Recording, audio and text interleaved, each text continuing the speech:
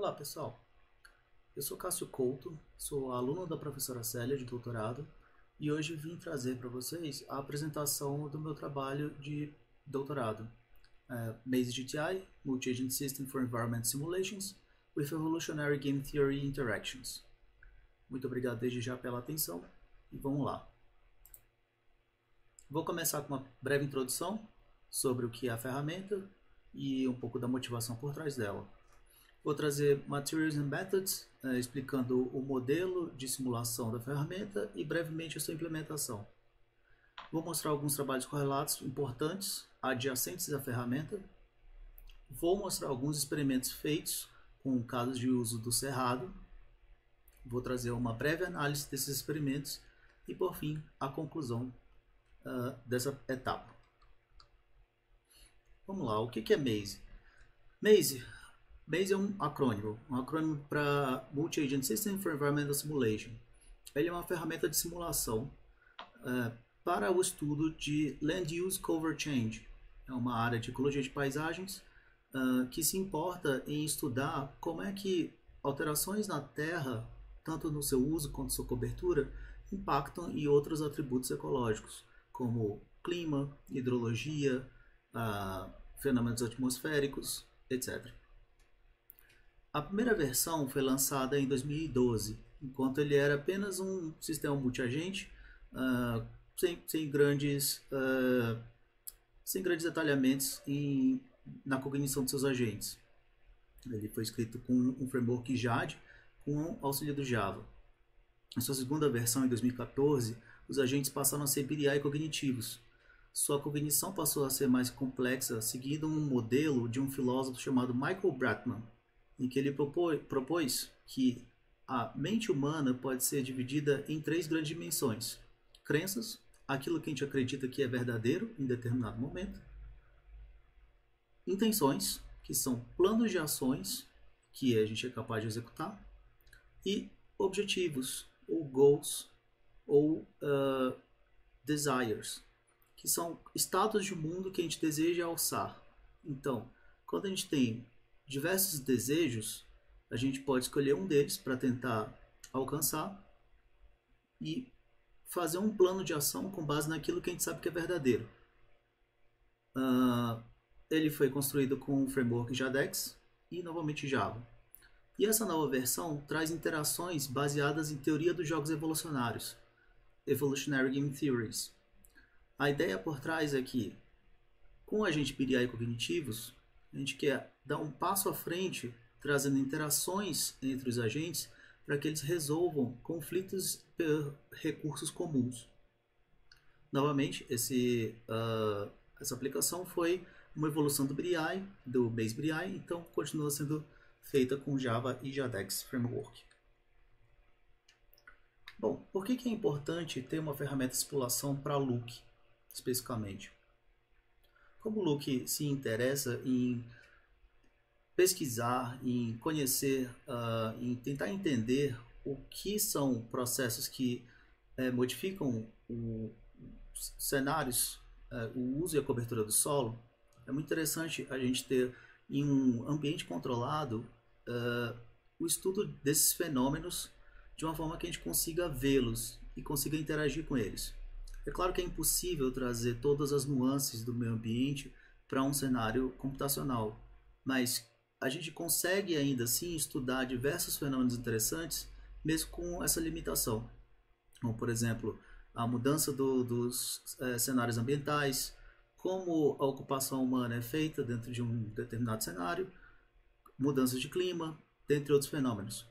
Além disso, é muito interessante ter uma ferramenta de simulação para o estudo de testes de políticas públicas.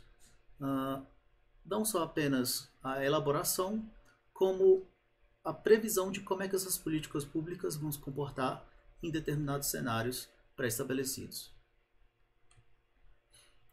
Quando a gente pensa em Look, muito comumente a gente pensa em gerenciamento de recursos naturais. Em gerenciamento de recursos naturais, a gente procura entender como que os recursos naturais estão sendo transformados ao longo do tempo. Que ações, que processos, que forças estão trazendo a transformação para esses recursos naturais. Se a gente imaginar a sociedade como um conjunto de interações intrínsecas bastante complexas, a gente obviamente vai chegar em uma interseção com processos do meio ambiente, que também são complexos em si. Muitas das vezes essa interseção é o que contém a maior parte dessas interações que vai transformar os recursos naturais. Só que o grande desafio aqui é não apenas estudar essas interações, mas a visão geral de as interações da sociedade que vão não apenas ter domínio nessas interações, como ter outras pontes, ter outras explicações que causam, por exemplo, a degradação do meio ambiente. Por isso é importante ter submodelos de interação da sociedade dentro de uma ferramenta de simulação para Look. Muito bem, vamos então a Materials and Methods. Primeiro eu gostaria de explicar como os modelos do Maze são criados. Os modelos do Maze têm 5 componentes descritivos fundamentais, que são espaço, tempo, os agentes em si, o modelo de interação que foi definido e políticas públicas que vão afetar todos esses componentes. O espaço para o Maze ele é interpretado como imagens de satélite de cenários reais. Um parâmetro, inclusive, dentro do modelo do Maze é o espaço inicial, em que tem uma configuração de células de espaços individuais que podem ser explorados. Os atributos espaciais em si, como por exemplo ruas, rios, ferrovias, relevo, unidade de conservação, e uma máquina de estado finita, que vai dizer o que cada cor dentro do meu espaço inicial representa, quanto de potencial de exploração aquela cor tem e o quanto de potencial de exploração precisa ser removido para que ele passe para uma próxima classe. O espaço é processado e transformado em células que podem ser ocupadas por agente, desde que apenas um agente ocupe uma única célula por vez, e numa matriz de atração. A matriz de atração funciona da seguinte forma: agentes exploradores do espaço normalmente vão procurar atributos naturais que são interessantes para sua atividade econômica. Por exemplo, um agricultor ele vai ficar interessado em ficar próximo de um rio, porque aquilo pode ser interessante para a irrigação das plantas. Pode ser também interessante ele ficar perto de uma rodovia, porque ele pode escoar a produção de uma forma muito mais fácil. E não é tão interessante para ele ficar perto de uma cidade, porque não há tanto solo, tanto lugar disponível para ele praticar agricultura. Esses atributos do espaço são então somados e combinados para formar uma matriz de atração, em que alguns espaços são mais interessantes do que outros para os agentes. Isso vai influenciar a movimentação dos agentes no grid de células. Então, quando agentes vão ocupando o espaço, eles tendem a ir a espaços mais interessantes para suas atividades socioeconômicas. O tempo no Maze GTI ele é discretizado. Ele é uma coleção de steps que podem ser interpretados como se fossem épocas. São espaços de tempo em que os agentes cumprem uma determinada tarefa. Essa tarefa é cumprir o seu objetivo principal. Lembrando que os agentes são BDI cognitivos, eles têm um desire, ou um desejo, um objetivo em si, que é o principal. Esse objetivo principal é o de explorar espaço. A cada início de step, o agente recebe um crédito de exploração. Ele então vai verificar se esse crédito de exploração é suficiente para explorar toda a célula que ele está. Se for, ele vai explorar a célula e permanecer onde ele está. Ele então vai encerrar o seu objetivo, ele cumpriu o objetivo que é usar todos esses créditos de exploração. No próximo step, esses créditos são renovados. Ele vai tentar de novo explorar a célula com esses créditos e assim por diante até a simulação terminar. No entanto, enquanto os créditos do agente são renovados a cada step, o da célula não. Então, se existe um momento em que, vamos dizer, um agente recebeu 1000 de crédito, mas a célula tem apenas 500, o agente ainda vai ter crédito sobrando. Se o agente tiver crédito sobrando, ele não vai conseguir terminar o seu objetivo principal. Isso significa que ele vai ter que mudar de célula. Então, quando ele muda de célula, ele procura uma outra célula que tem um potencial de exploração que seja capaz de pegar aquele troco que sobrou. E assim ele conseguir finalmente finalizar os créditos que ele recebeu e terminar o objetivo. Um step termina quando todos os agentes terminam todos os seus objetivos.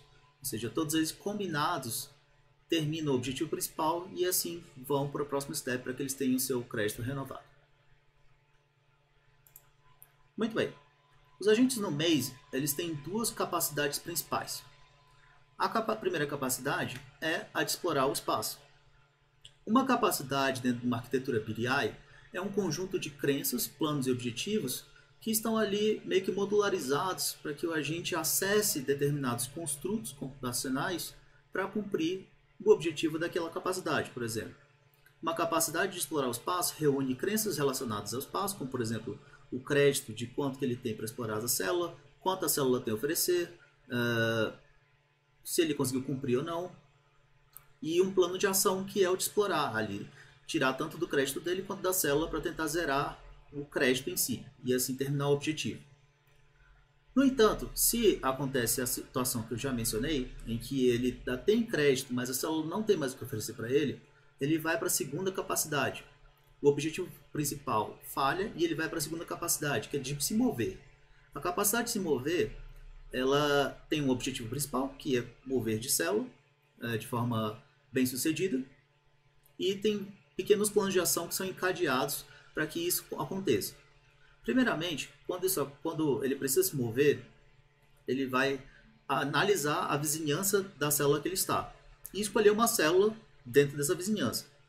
Muito provavelmente ele vai escolher uma célula com alta atratividade, uma célula que seja próxima de uma variável proximal que é interessante para ele, como por exemplo um rio.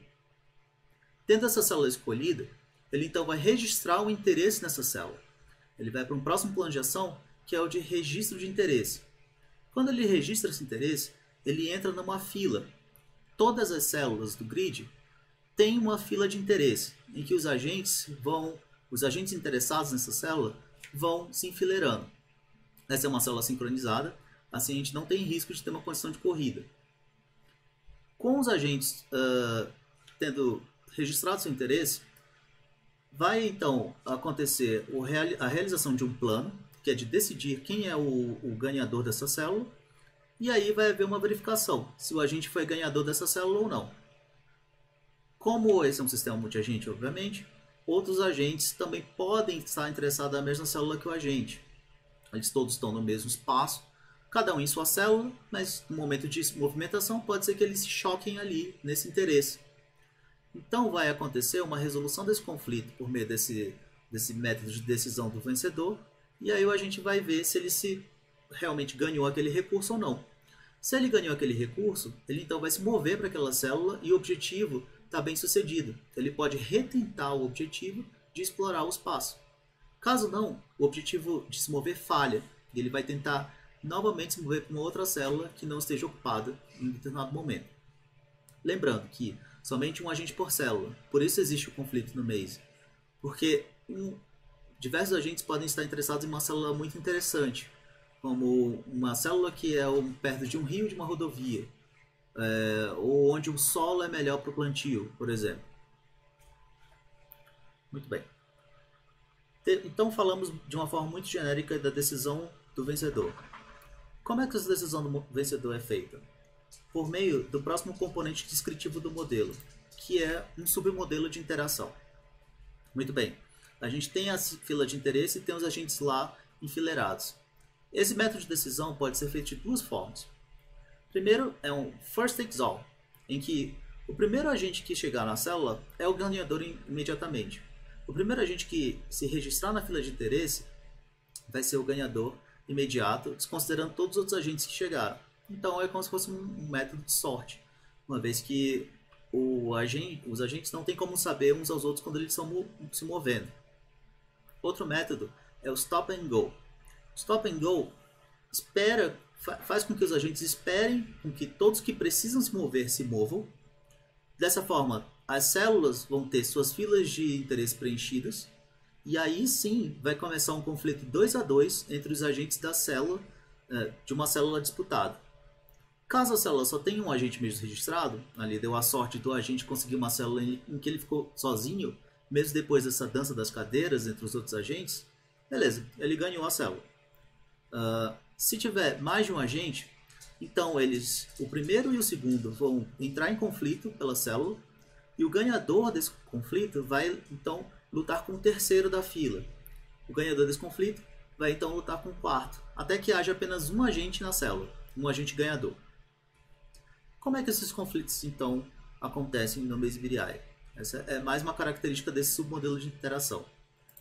Os conflitos, eles usam teoria dos jogos evolucionários para o apoio de quem vai ganhar ou quem vai perder. Os agentes, quando eles são instanciados, eles recebem um perfil estratégico. Esse perfil estratégico ele é configurado pelo usuário da ferramenta e pode ser de acordo com um jogo que também o usuário vai configurar na ferramenta. Aqui no caso, eu escolhi Hawk Dove, que é um jogo bastante clássico de teoria dos jogos.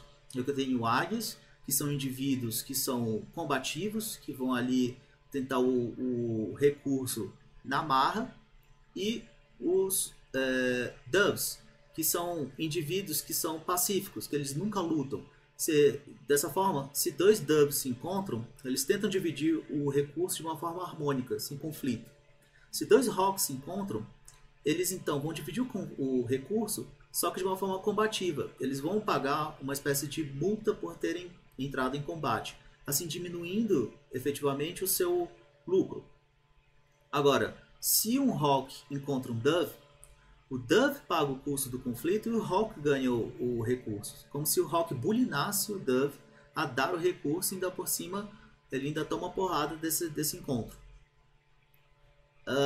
No caso de, por exemplo, dois doves se encontrarem, eles não vão dividir a célula, eles vão tirar na sorte quem que vai ficar com a célula. No entanto, não vai haver um custo extra para o agente de ter tido aquele conflito, para o agente perdedor.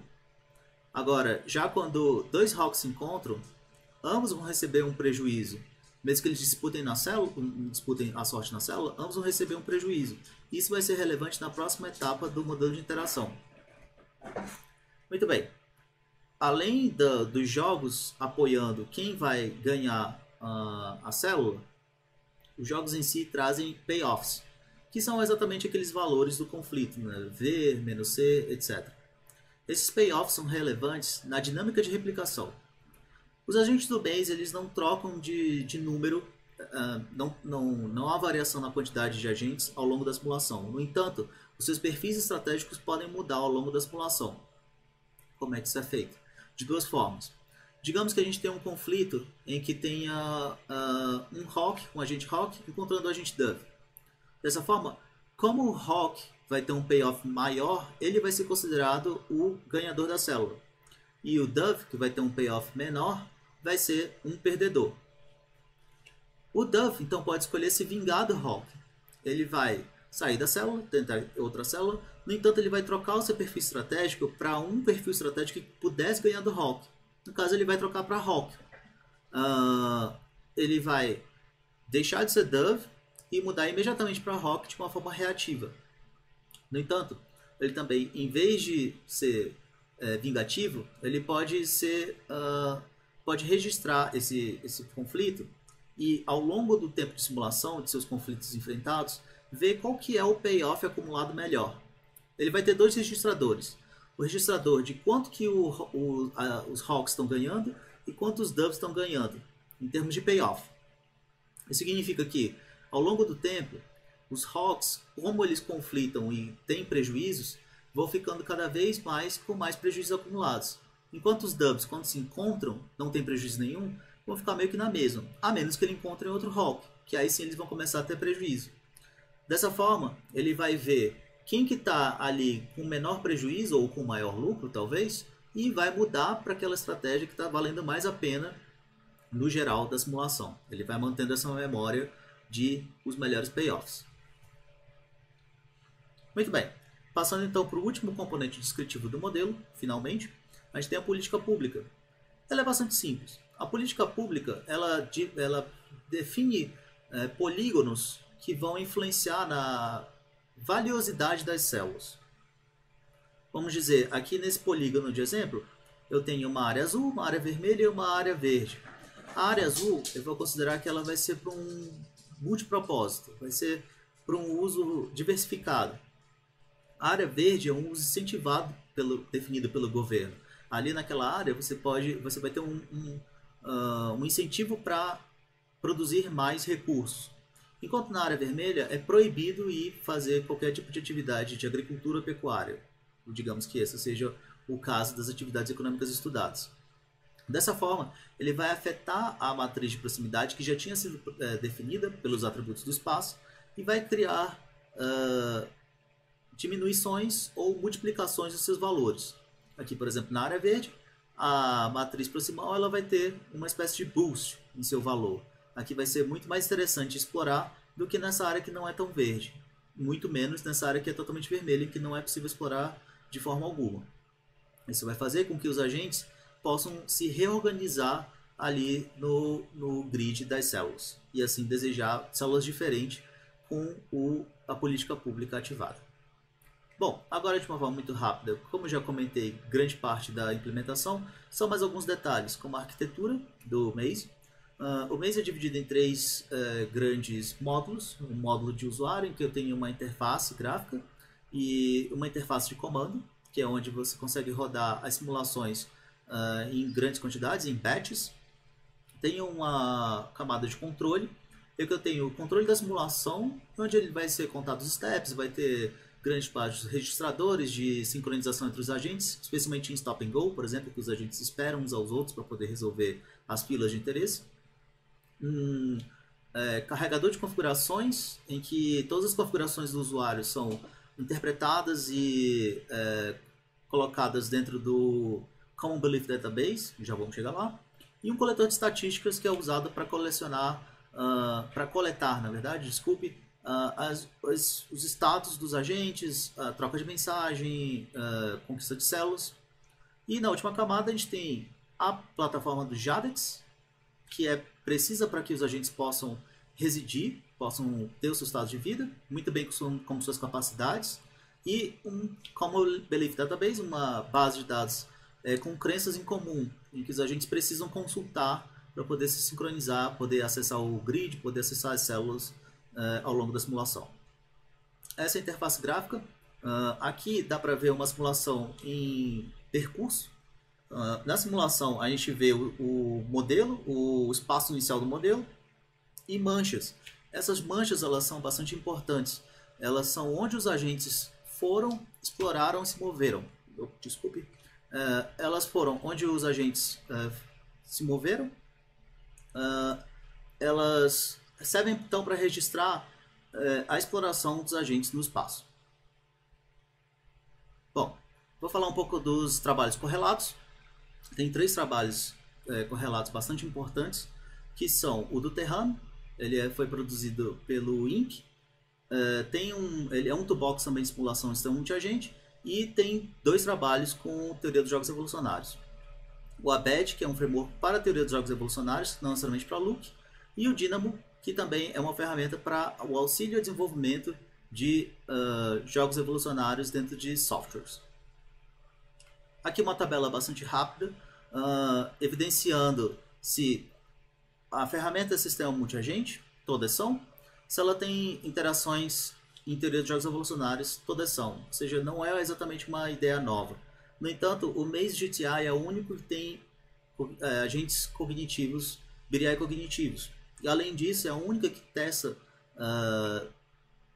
políticas públicas e modelos baseados em cenários reais com teoria dos jogos evolucionários. Terramin faz o teste de políticas públicas e modelos reais? Sim, porém ele não emprega a teoria dos jogos evolucionários em nenhum trabalho.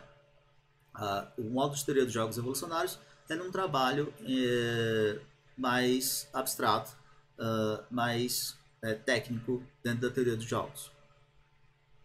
Bom, vamos aos experimentos. Os experimentos foram feitos com um material do Map Biomas, uma plataforma pública com diversas imagens de satélite de biomas brasileiros. O espaço de tempo em que a gente pegou foi de uma imagem de satélite de 2000 comparando com 2018. Então, fazendo os cálculos de um step por semana com anos bissextos, dá mais ou menos 1008 steps de simulação. A gente tem agentes com 2 perfis estratégicos dentro do jogo Hawk and Dove. Hawks and Doves. Os Hawks eles vão ter 1500 de exploração por step e os Doves são 500 de exploração por step. Essa exploração por step é o crédito que o agente recebe a cada início de step. As áreas verdes elas têm 1500 de potencial e as amarelas apenas 500. Então eles vão sendo colocados no grid e aí vão se movimentando de acordo com o crédito que eles têm a cada início de step. O modelo de interação são vários, eu pus o último dos experimentos, são várias etapas de experimento. O Stop and Go, com o jogo Hawk and Dove, obviamente, e Best Accumulated Payoff.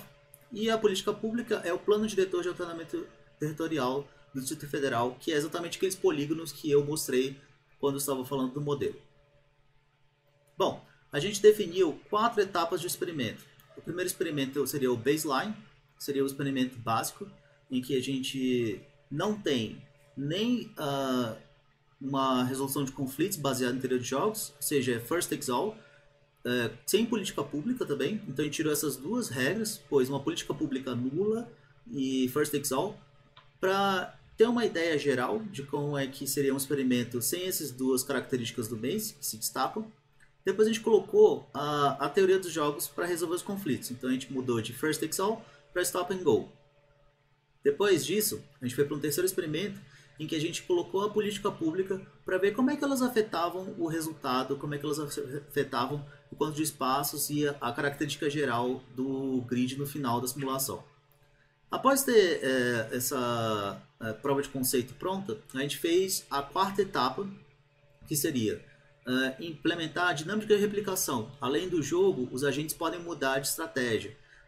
Então, partindo do experimento 2, sem a política pública, a gente vai ter tanto os agentes mudando de estratégia por meio de vingança ou por meio de Best Payoff acumulado, Best Accumulated Payoff, perdão.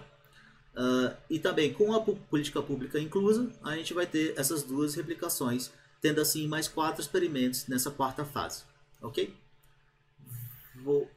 Bom, a gente fez a execução de cenários com 100, 200 e 300 agentes, rodou 20 vezes para cada configuração dessas, para cada cenário. Então, no total, a gente fez 420 simulações. Bom, eu ia caracterizar os experimentos, mas vou um pouquinho mais rápido, porque já estamos em 27 minutos de apresentação. Aqui, basicamente, o que eu estou falando é toda a configuração dos experimentos. Essa apresentação vai estar disponível, a professora vai entregar todos. Então, qualquer dúvida, tem toda a caracterização dos experimentos aqui. E vamos aos resultados. Bom, os agentes formaram aquelas manchas, né, que eu tinha falado mais cedo, em que as manchas azuis são Doves e as manchas laranjas são Hawks. Aqui é o experimento 1 com 100 agentes, como é que eles se distribuíram, né, sem a política pública e com First Takes All. E aí eu fiz um gráfico para ver como é que quantos espaços eles conquistaram no final da simulação, com 100, 200 e 300 agentes. E como esperado, os Hawks eles conquistaram mais espaço por ter mais exploração e por serem um perfil mais dominante. Só porque eles têm mais crédito de espaço. Nesse experimento não havia ainda a teoria dos jogos em jogo. E os Doves também, e foram ambos lineares. Quando a gente fixa 300 agentes, pega os espaços conquistados por 300 agentes, aí a gente vê que não houve muita variação entre os 3 experimentos 1, 2, 3. Basicamente, foi a mesma quantidade de espaços conquistados para cada perfil de Hawks and Doves. Agora, quando a gente olha a configuração do espaço, as coisas mudam. Vejam bem, o experimento 1, o experimento 2 e o experimento 3, por mais que sejam similares, se a gente olhar bem, os clusters, as manchas feitas pelos agentes, elas são um pouco diferentes. Entre o experimento 1 e o experimento 2, a gente percebe que tem muito mais espaços amarelos entre os agentes, muito mais espaços vazios, vamos dizer assim. E entre o experimento 2 e o experimento 3, a gente vê muito claramente que existe uma mancha de... Os Doves se aglomeraram, enquanto os Hawks, eles meio que conquistaram o resto do grid. Então, a gente podia verificar qual a frequência de cada estratégia dentro dos espaços do grid. Muito bem, fiz essa análise e a gente chega a esse seguinte padrão. No experimento 1, a gente tem os clusters de Hawks bastante densos e os clusters de Doves bastante espalhados, em grande quantidade, bastante espalhados. Já no experimento 2, a gente percebe que os Hawks eles começam a abrir pequenos buracos em sua exploração, enquanto os Doves eles parecem que estão mais juntos. Eles têm clusters um pouco mais discretos, vamos dizer assim, como se tivesse se aglomerado mais. No experimento 3, é muito óbvio que os Hawks eles voltaram a ficar densos em sua exploração, no entanto eles abriram aqui um buraco em que os Doves se aglomeraram muito mais, fizeram esse grande cluster. Bom, vamos comparar então o experimento 4.1 com o experimento 2, que é de onde ele foi originado. A gente percebe que não tem grandes diferenças, talvez principalmente entre o método de replicação Revenge e o experimento 2. Agora, entre o método de Best Accumulated Payoff e o resto dos experimentos, a gente percebe que os Doves especialmente fizeram mais clusters. A gente podia olhar como é que foi a configuração da população, já que agora ela muda. Os perfis estratégicos mudam ao longo da simulação. E o que aconteceu foi o seguinte. Dentro da replicação de Revenge, os Hawks ganharam e continuaram ganhando por bastante tempo. Aos poucos, os agentes Doves foram diminuindo bastante e, à mesma proporção, os agentes Hawks foram crescendo. Foram agentes Doves que foram se tornando Hawks, já que Hawks é o único perfil estratégico que ganharia de outro perfil estratégico dentro desse jogo. No entanto, com o Best Accumulated Payoff, isso daí não é necessariamente verdade, porque os Hawks eles recebem menor payoff, eles recebem mais prejuízos de conflito quando encontram outros Hawks, e os Doves recebem prejuízo quando eles encontram Hawks. Então, dessa forma, os Doves, quando estão acumulando payoffs, acabam se tornando um perfil estratégico um pouco melhor do que os Hawks, mas não muito melhor. A população meio que entra em uma espécie de estabilidade, né? Com 180 agentes do tipo Dove e 120 mais ou menos do tipo Hawk. E quanto ao experimento 4.2? Comparando o experimento 3, que é de onde ele foi, com a política pública, também a gente não percebe uma grande diferença nas manchas. No entanto, a gente vai perceber na configuração da população. Olha que interessante. Com o perfil estratégico de... perdão, está errado aqui. Best Accumulated Payoff, mas aqui seria Revenge Replication. Com a vingança como método de replicação de estratégias, lembram que quando a gente tem uma política pública, uma parte do grid se torna muito mais atraente do que o resto do grid. Então a gente meio que diminui o espaço onde tem células mais interessantes para exploração. Dessa forma, a gente tem muito mais encontros. E os perfis estratégicos de Dove perdem muito mais do que os perfis de Hawk. Dessa forma, os perfis de Hawk eles tendem a ter uma variação muito maior, muito mais dramática do que quando tem apenas vingança. Já no perfil de Best Accumulated Payoff, eu tenho uma estabilidade quase que simétrica. Os agentes ali para o final da simulação tendem a chegar em 150, uma distribuição quase que igualitária, pela quantidade de encontros. Como eu tenho praticamente a mesma quantidade de encontros de Hawks em Hawks e Doves em Hawks, acaba que esse payoff se cancela. E aí no final, tanto faz você ser Dove ou Hawk, porque com o payoff que foi configurado para simulação, você vai ter uma capacidade de pegar a célula praticamente igual. Aqui apenas para comparar, como dentro de Revenge Replication, no experimento 4.1, a mudança de estratégia é muito mais dramática quando tem um espaço com células mais atraentes menor. E no Best Accumulated Payoff, eu tenho também um momento de estabilidade que também consegue chegar muito mais rápido do que sem a política pública. Então, a que conclusão chegamos? Podemos dizer que a teoria dos jogos evolucionários influencia em como a sociedade se agrega ou se dispersa, enquanto a política pública vai influenciar na movimentação dos agentes. e pode acelerar o número de conflitos. Então, eles dois combinados dão um resultado muito interessante.